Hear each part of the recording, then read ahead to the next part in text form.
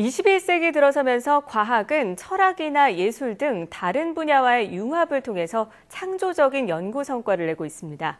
네, 이러한 흐름에 따라서 과학기술의 역사를 인문학적인 관점에서 풀어낸 책이 발표가 됐는데요. 오늘 사이언스 앤 북에서 만나보도록 하겠습니다. 이 과학과 인문학의 탱고 저자이신 김유한 교수 이 자리에 함께해 주셨습니다.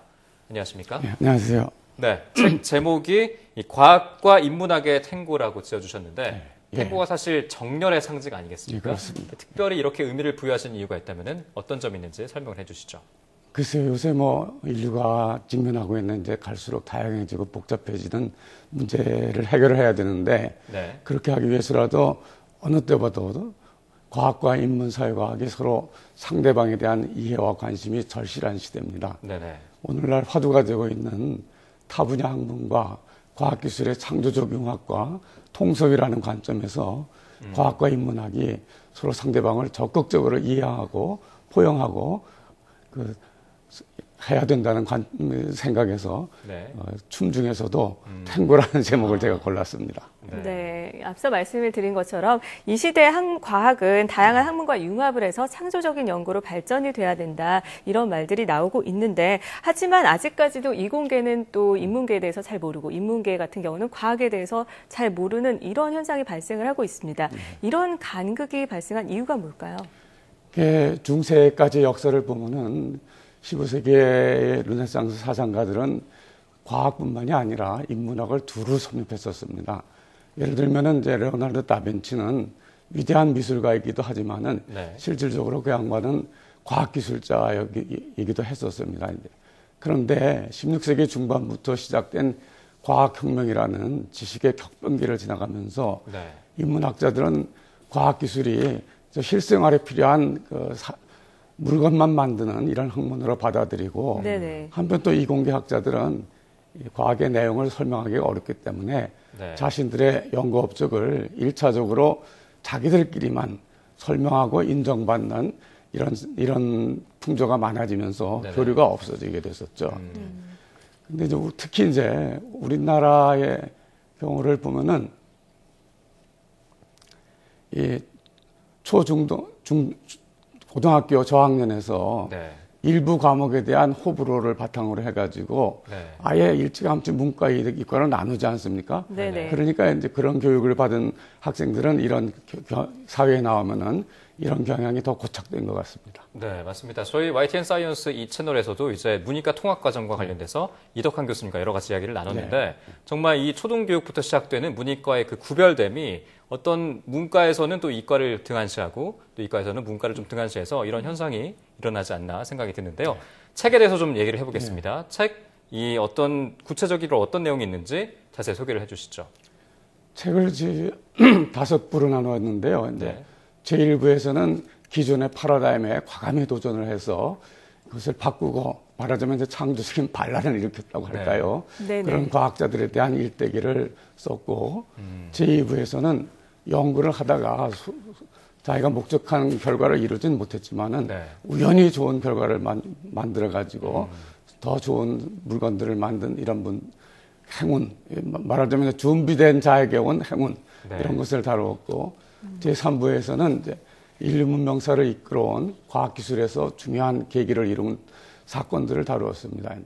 그리고 제4부에서는 지금 100세 수명 시대에 도달하게 됐는데 거기에 이르기까지 여기에 공헌한 건강, 위생, 의료 부분의 발자취들을 좀 더듬어 보았습니다. 마지막으로는 이제 인류 문명사와 함께한 꿈의 소재, 각종 기초가 되는 소재를 예를 들면 요새 얘기가 되는 죄송합니다. 토전도체라든가 또는 이제 플로레린이라든가 이런 문제들을 저희가 좀 다뤄봤습니다. 네. 일부에서 창조적 반란이라는 게 참 흥미로운데요. 근데 이 책 처음에 보면 만유인력을 발견한 뉴턴에 대한 이야기가 나오는데 뉴턴의 관심사가 과학만이 아니었다. 과학 외에도 뭔가 다른 관심사가 있었다고 하는데 그게 뭡니까? 뉴턴은 우리 누구나 다 알다시피 물리학이나 수학, 광학, 천체역학, 천문학의 대변혁을 가져온 근대 과학의 아버지로 다 자리매김하고 있는 분인데요. 네네. 그런데 이제 뉴턴의 지적 탐구가 이러한 정통적인 과학 분야를 훨씬 뛰어넘어서 연금술, 고대 역대기라든가 네네. 성경과 유대교의 신비주의 이런 것들이 숨어있는 코드를 과학적으로 해석하는 일에 사실 물리보다 더 많은 관심과 시간을 쏟아서 네. 2060년에는 세상에 종말이 올 것이라고 예언까지 했습니다. 다만 이런 연구는 그 당시에 종교계와 기존 학계와의 충돌이 우려되기 때문에 남모르게 했고 그 결과를 발표는 하지 않았습니다. 네, 정말 교수님 말씀을 들어보니까 저도 이제 예전에 배웠던 여러 가지 과학자들이 그 당시에 과학자뿐만 아니라 철학자이기도 했던 뭐 그런 생각이 들더라고요. 옛날엔 과학자를 자연 네. 철학자라고 그랬습니다. 그렇습니다. 그렇다면 이 책에서 교수님이 생각하셨을 때 가장 흥미로운 발명 이야기가 있다면 어떤 것이 있는지 자세히 소개를 해주시죠. 글쎄, 그 뭐 여러 가지가 있겠지만 이제 하나를 꼽자면은 네. 인쇄술의 발명을 저는 얘기를 하겠습니다. 인류 역사에 가장 획기적인 영향을 미쳤는데 그것이 이제 요새로 말하면 이제 정보혁명을 가져온 것이 인쇄술의 발명인데요. 네. 그 기록 매체가 옛날에 뭐 파피루스가 됐건 죽간이 됐건 뭐 양피지건 종이든 간에 인쇄술이 발명되기 이전에는 모든 것을 이제 필사로 했었습니다. 네. 네. 그러나 이 필사는 뭐 여러분들도 잘 아시다시피 힘들죠. 아주 오래 걸리고 힘든 작업이기 때문에 그렇죠. 이게 책이 비쌀 수밖에 없습니다. 네. 네. 예컨대 성경책 한 권을 만드는데 양피지로 할 경우에 양 300마리분의 가죽이 필요했습니다. 그러니까 값이 뭐 무지하게 비싸니까 그렇죠. 네. 결국 이 정보와 지식이 이 귀족이나 또는 성직자 등 사회의 극소수의 지배층에게만 이제 독점이 되고 일반 대중에게는 잘 전달이 안 됐던 거죠. 그런데 이제 인쇄술이 발명됨으로써 책이 빠르고 값이 싸게 보급되니까 정보와 이 지식이 일반 대중에게 다 전파가 되고 또 시간적, 공간적 제한을 뛰어넘어서 신속하게 전파가 될 수 있었죠. 이로 말미암아서 결국은 이제 유럽에서 종교개혁이라든가 또는 이제 르네상스라든가 과학혁명, 산업혁명을 이끈 네. 견인차가 되고 그리고 이제 이에 따라서 이제 교육이 대중화되고 시민사회가 대두되는 큰 변혁을 이루게 됐던 것입니다.